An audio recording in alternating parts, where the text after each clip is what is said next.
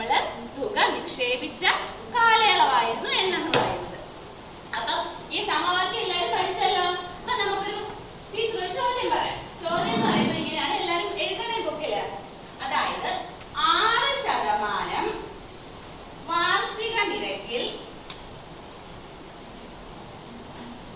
എല്ലാവരും എഴുതുന്നുണ്ടോ? വാർഷിക നിരക്കിൽ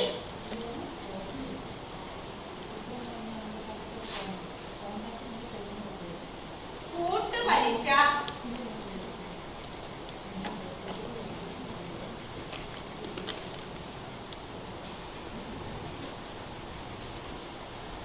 കണക്കാക്കുന്ന ബാങ്കിൽ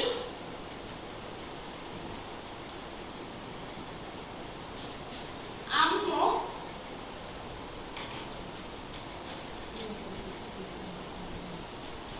20,000 രൂപ നിക്ഷേപിച്ചു.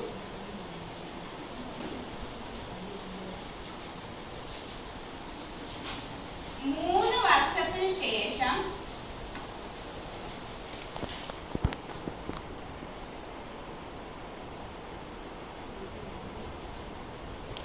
ലഭിച്ച തുക എന്ത്?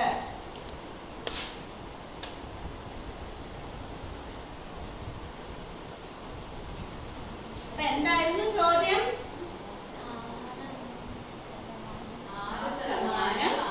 6% കൂട്ടുപലിശ കണക്കാക്കുന്ന ഒരു ബാങ്കിൽ 20,000 രൂപ നിക്ഷേപിച്ചു.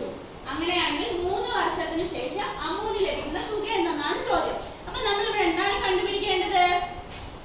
ഇവിടെ എന്താണ് നമ്മൾ കണ്ടുപിടിക്കേണ്ടത്?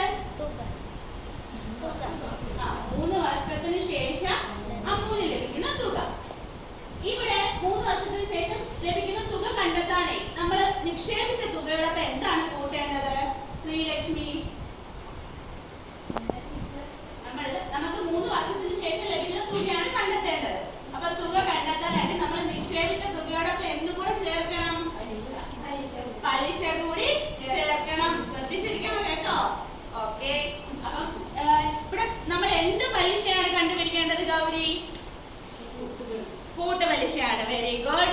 അപ്പം കൂട്ടുപലിശയാണ് കണ്ടുപിടിക്കേണ്ടത്. നമ്മുടെ സമവാക്യം എന്തായിരുന്നു? കൂട്ടുപലിശയുടെ കൂട്ട് കണ്ടുപിടിക്കാൻ P into 1 plus R by 100 the whole ratio. ഇവിടെ P എന്ന് പറയുന്നത് നമ്മൾ നിക്ഷേപിച്ച തുക എത്രയാണ് ചിത്തി? 20,000 രൂപ. അപ്പൊ ഇവിടെ P എന്ന് പറയുന്നത് എത്രയാണ്? 20,000 രൂപ. Very good. ഇനി R എത്രയാണ് ലാവണ്യ? 6%. 6%. Very good. ഇനി അടുത്തത് എത്ര വർഷത്തേക്കായിരുന്നു നിക്ഷേപിച്ചത് ശ്രീലക്ഷ്മി? 3 വർഷം. 3 വർഷത്തേക്ക്. അപ്പൊ n എന്ന് പറയുന്നത് ഇവിടെ എത്രയാണ്? 3 വർഷം. Very good. അങ്ങനെയാണെങ്കിൽ നമുക്ക് തുക കണ്ടുപിടിച്ചാലോ? അപ്പൊ എല്ലാരും ഒന്ന് ചെയ്തേ. തുക കണ്ടുപിടിക്കാനുള്ള സമവാക്യം എഴുതി ഓരോന്നിന്റെ വില തന്നിട്ടുണ്ട്, അതൊന്ന് ചെയ്ത് കാണിച്ചേ.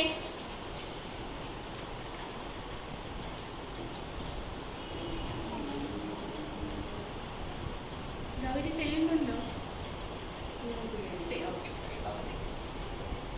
ശരി.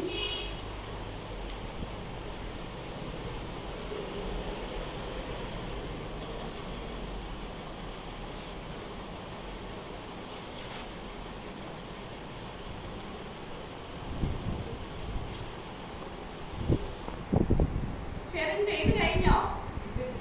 ഇല്ല. ശ്രീലക്ഷ്മി ചെയ്തോ? ഇല്ല.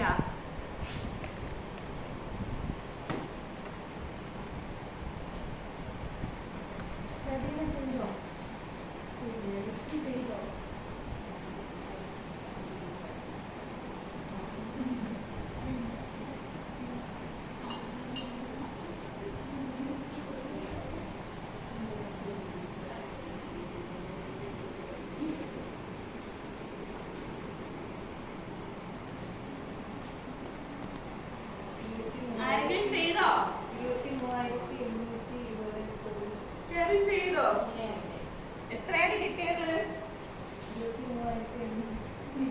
Very good. ശരനല്ലേ നമ്മൾ ആദ്യം ചെയ്തു തീർത്തത്. അപ്പൊ ശരന് നമുക്ക് എന്ത് ചെയ്യാം? ഒരു ചെറിയ ടോക്കൺ കൊടുക്കാം. ഷെറിൻ ഇതൊന്ന് വെരി ഗുഡ് ഷെറിൻ. ഓക്കെ, അപ്പൊ ഇതിന് ഉത്തരം ചെയ്യേണ്ട